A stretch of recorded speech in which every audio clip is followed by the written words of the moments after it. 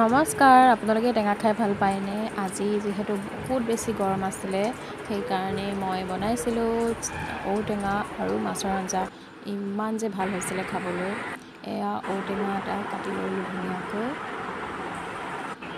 তাৰপাছত কাটি মেলি ধুনীয়াকৈ বাহু মাছ আনিছিলোঁ মানুহজনে, আৰু বাহু মাছৰ লগত ধুনীয়াকৈ এখন মাছৰ আঞ্জা বনালোঁ আৰু গৰম গৰম ভাতৰ লগত খালোঁ। ইমান যে ভাল লাগিলে।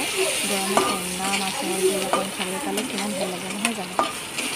আৰু চাই থাকক ভিডিঅ'টো, ধুনীয়া ধুনীয়া কমেণ্ট কৰিব।